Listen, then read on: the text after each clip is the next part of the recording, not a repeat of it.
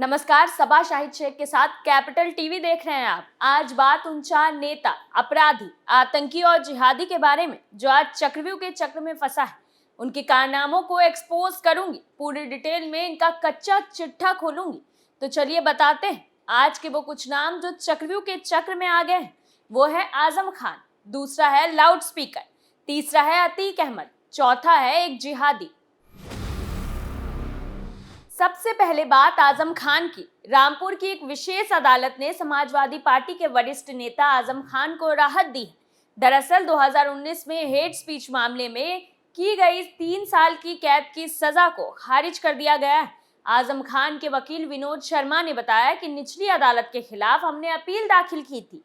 आज फैसला हमारे पक्ष में आया है। अदालत ने कहा है कि नफरती भाषण मामले में निचली अदालत का फैसला गलत था। मैं उन सभी मामलों में दोष मुक्त करार दे दिया गया है। वहीं इस मामले में एक सरकारी वकील ने नाम उजागर नहीं करने की शर्त पर बताया कि विशेष अदालत ने आजम खान को मिली 3 साल की सजा के फैसले के खिलाफ दायर अपील को स्वीकार कर लिया है और निचली अदालत के सजा के निर्णय को खारिज कर दिया है। गौरतलब है कि 2019 के लोकसभा चुनाव के दौरान हेट स्पीच देने के मामले में एमपी एमएलए मजिस्ट्रेट अदालत ने उस वक्त रामपुर सदर सीट से सपा विधायक रहे आजम खान को 27 अक्टूबर 2022 को 3 साल की सजा सुनाई थी।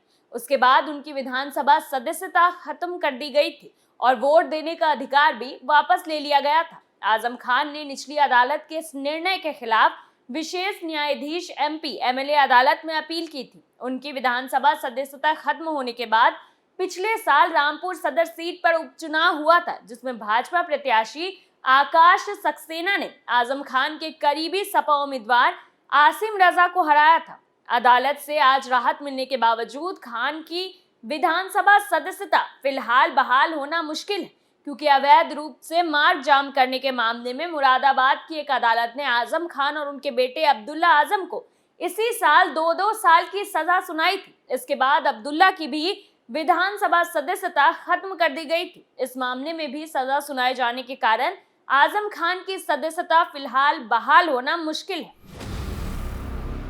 दूसरी खबर में बात लाउड स्पीकर की। उत्तर प्रदेश के मुख्यमंत्री योगी आदित्यनाथ ने धार्मिक स्थलों पर लाउड स्पीकर पर सख्त निर्देश दिए हैं।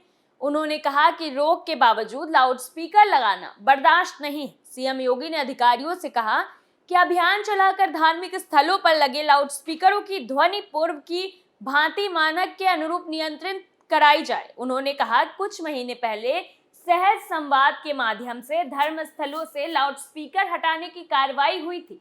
लोगों ने जनहित को प्राथमिकता देते हुए स्वेच्छा से लाउड स्पीकर हटाया था। सीएम योगी ने कहा कि कई जिलों में दौरों के समय उन्होंने अनुभव किया कि कुछ जिलों में फिर से लाउड स्पीकर लगाए जा रहे हैं। ये बर्दाश्त नहीं है। अधिकारी तत्काल संपर्क संवाद कर आदर्श स्थिति स्थापित करेंगे। मुख्यमंत्री ने कहा कि ध्वनि प्रदूषण पर सख्ती से रोक लगाई जाए, सुप्रीम कोर्ट की गाइडलाइन का अनुपालन सुनिश्चित कराया जाए। उन्होंने अधिकारियों से कहा कि मांगलिक कार्यक्रम से पहले डीजे और म्यूजिक सिस्टम संचालकों से संवाद कायम करें। किसी को भी अव्यवस्था फैलाने की छूट नहीं मिलनी चाहिए। बता दें कि यूपी सरकार ने बड़े पैमाने पर धार्मिक स्थलों से लाउड स्पीकर हटा दिए थे।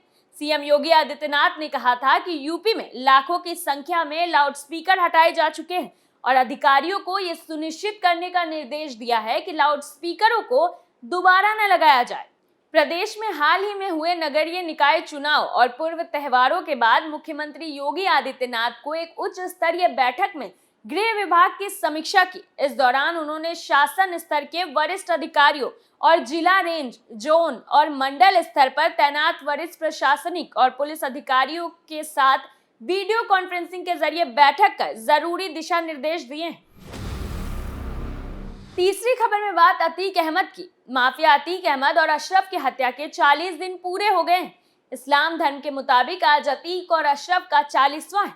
5 बार विधायक और 1 बार सांसद की जिंदगी में अतीक अहमद का जबरदस्त रसूख और दबदबा था, लेकिन वक्त का सितम देखिए कि आज 40वें के मौके पर भी कब्र सूनी पड़ी हुई है। कब्रिस्तान से लेकर पुश्तैनी घर तक सन्नाटा पसरा हुआ है। ना तो कब्र पर किसी ने फूल चढ़ाए और ना ही घर पर 40वें से जुड़ी कोई रस्म अदा की जा रही। कहा जा सकता है कि अतीक अहमद की मर्जी के बिना कभी प्रयागराज में एक पत्ता भी नहीं हिलता था। आज उसी अतीक की कब्र किसी अपने की आमद के जरिए 2 बूंद पानी और एक अदद फूल को तरस रही है। इस्लामिक परंपरा के मुताबिक किसी शख्स की मौत पर 40 दिनों तक परिवार में मातम पसरा रहता है। इस दौरान कोई भी शुभ काम नहीं किए जाते, किसी तरह की खुशियां नहीं मनाई जाती। वहीं 40 दिन पूरे होने पर 40वें की रस्म अदा की जाती है। परिवार के सदस्य और करीबी आमतौर पर सुबह मरहूम यानी मरे हुए शख्स की कब्र पर जाते हैं। कब्रिस्तान में जाकर कब्र पर फूल और चादर चढ़ाते हैं। फातिहा पढ़कर मरहूम को जन्नत में जगह मिलने की दुआ की जाती है। मरहूम को कब्र के अजाब से बचाने की विशेष दुआएं होती हैं। इसके अलावा घरों पर धार्मिक ग्रंथों का पाठ भी किया जाता है। गरीबों को खाना खिलाने के साथ बर्तन और कपड़ों का दान दिया जाता है। माफिया अतीक और भाई अशरफ की कब्र पर ना तो कोई आंसू बहाने या फूल चढ़ाने के लिए पहुंचा है और ना ही चकिया इलाके में पुश्तैनी घर पर फातिहा हो रही। बदनसीबी का आलम देखिए कि रात में अतीक और अशरफ की कब्र पर किसी ने चिराग यानी रोशनी भी नहीं की। अतीक और अशरफ की कब्र 40वें पर भी वीरान पड़ी हुई है। कसारी मसारी इलाके के कब्रिस्तान में आज पूरी तरह सन्नाटा पसरा हुआ है। अतीक और अशरफ की जिंदगी में पुश्तैनी घर पर सैकड़ों का हुजूम रहता था। सैकड़ों लोग पीछे चलते थे और काफिले में दर्जनों गाड़ियां शामिल रहती थी। आज मौत के बाद अपनों और करीबियों के साथ छोड़ दिया है, इसलिए गैरों से किसी तरह की उम्मीद बेमानी है। 40वें के दिन लोगों की दूरी और बेरुखी कतई हैरान करने वाली नहीं है। परिवार के ज्यादातर सदस्य या तो जेल में हैं या फिर पुलिस से बचते हुए फिर रहे हैं। गौरतलब है कि माफिया अतीक अहमद और अशरफ की हत्या आज से ठीक 40 दिन पहले 15 अप्रैल को प्रयागराज में कर दी गई थी। हॉस्पिटल के पास पुलिस कस्टडी में शूटरों की फायरिंग से हड़कंप मच गया। वहीं मौके वारदात पर तीनों शूटर्स ने सरेंडर भी कर दिया था। शूटरों का पुलिस को दिया गया बयान फिलहाल किसी के गले नहीं उतर रहा है। उमेश पाल शूटआउट केस के बाद अतीक अहमद और परिजनों के बुरे दिन की शुरुआत फिलहाल खत्म होते नजर नहीं आ रही। चौथी खबर में बात एक जिहादी की। मुरादाबाद जिले में इंस्टाग्राम पर फर्जी आईडी बनाकर हिंदू लड़कियों को फंसाने वाले आरोपी इमरान को हिंदू संगठन के कार्यकर्ताओं ने पकड़ लिया। कार्यकर्ताओं ने उसे पुलिस के हवाले सौंप दिया। एक नाबालिग लड़की के भाई की तहरीर पर पुलिस ने आरोपी इमरान के खिलाफ सदर कोतवाली में लड़की को बहला फुसला कर अगवा करने, छेड़खानी, SC/ST एक्ट, पॉक्सो एक्ट जैसे गंभीर धाराओं में मुकदमा दर्ज कर लिया है।